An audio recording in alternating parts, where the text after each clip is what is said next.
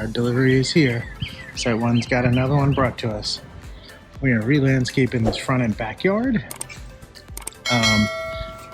Front has already been cleaned out. We had our tree guy in here who pulled all the existing plants and material out of here.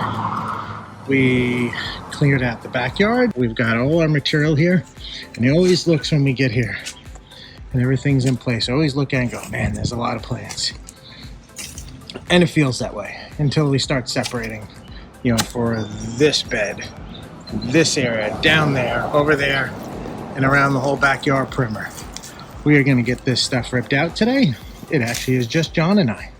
And we're going to work on pulling everything out, organizing it, moving around, getting everything laid out so we can get this planted. John's working on pulling out some ugly juniper, which the only thing a juniper of that type is good for is garbage.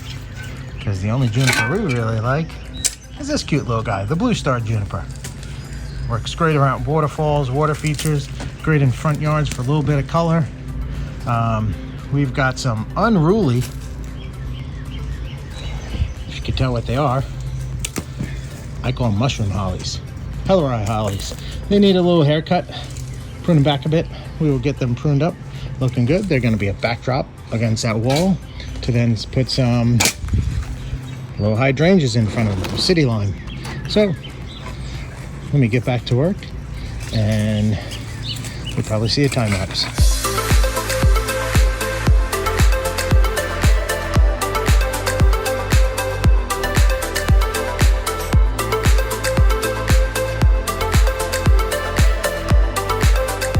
Plants are unloaded. We've got them laid out for going to different spots where John's going to bring them back. Front yard is all cleaned up. Plants are laid in their spot for different colors for different times of the season. And then the annuals are going last. We got some boulders that are actually going to come out because it just doesn't fit the rest of the landscaping.